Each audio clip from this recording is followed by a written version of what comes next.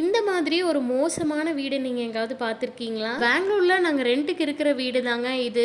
எங்க பார்த்தீங்கனாலும் செவுரு இந்த அளவுக்கு டேமேஜ் ஆயிருக்கும். செவுத்துல இருக்கிற பெயிண்ட்ட பார்த்தீங்கன்னா கையாலேயே உடைச்சு எடுக்க முடியுங்க. அந்த அளவுக்கு பாதி செவுரு பார்த்தீங்கன்னா ஃபுல்லாமே டேமேஜ் ஆயிடுச்சு. கரெக்டா கொரோனா டைம்ல தான் பார்த்தீங்கன்னா நாங்க இந்த வீட்டுக்கு வந்தோங்க. அப்ப பார்க்கும்போது புது வீடா தான் இருந்தது. மழைக்காலம் ஸ்டார்ட் ஆயிட்டாவே போதுங்க, இந்த செவுருல எல்லா பக்கமும் பார்த்தீங்கன்னா ஃபங்கஸ் ஃபார்ம் ஆயிட்டு அங்க இருக்கிற பெயிண்ட் வந்து தானாவே உதிர ஆரம்பிச்சிருங்க. இப்படி உதிர ஆரம்பிச்சு இந்த 4-5 வருஷத்துல பாத்தீங்கன்னா பாதி செவரே கம்ப்ளீட்டா டேமேஜ் ஆயிருக்கு. அடுத்து மழைக்காலம் வேற வரப்போகுதுங்க. இன்னமே வந்து செவரு டேமேஜ் ஆயிரும். ஸோ அதுக்கு முன்னாடி நம்ம கொஞ்சம் பெயிண்ட் பண்ணிடலாம் அப்படின்ட்டு ஆளுகளை வர சொல்லிட்டோம். ஃபர்ஸ்ட் வந்ததுமே பாத்தீங்கன்னா டேமேஜ் ஆன செவரை ஃபுல்லா சுரண்டி எடுத்துட்டாங்க. அதோட குப்பையே பாத்தீங்கன்னா அவ்வளோ இருந்தது. அதுக்கப்புறமா ஒயிட் சிமெண்ட்டை வந்து நல்லா கலந்துட்டு பட்டி பார்க்க ஆரம்பிச்சிட்டாங்க.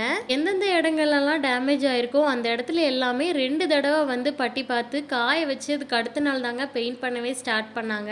வீட்டுக்கு மட்டுமே 4 கலர் பெயிண்ட் பண்ற மாதிரி இருக்குங்க. அதனால ரெகுலரா அடிக்கிற ஆளுகளை விட்டே நாங்க வந்து அடிச்சிட்டோம். கடைசியா இந்த அளவுக்கு டேமேஜ் ஆன செவரை பெயிண்ட் பண்ணி பார்த்ததுக்கு அப்புறமா ரொம்பவே நீட்டா இருந்ததுங்க. 1 BHK ஹவுஸ்க்கு பெயிண்ட், லேபர் சார்ஜ் எல்லாமே சேர்த்து நாங்க வந்து 8000 ஸ்பெண்ட் பண்ணியிருக்கோங்க. இந்த காசுக்கு நாங்க பெயிண்ட் பண்ணது உண்மையிலேயே ஒர்த்தா அப்படின்னு சொல்லி நீங்க கமெண்ட் பண்ணுங்க. லாஸ்டா பெயிண்ட் பண்ணி எல்லாத்தையும் அரேஞ்ச் பண்ணி பார்க்கும்போது ரொம்ப சாட்டிஸ்ஃபைடா இருந்துச்சுங்க.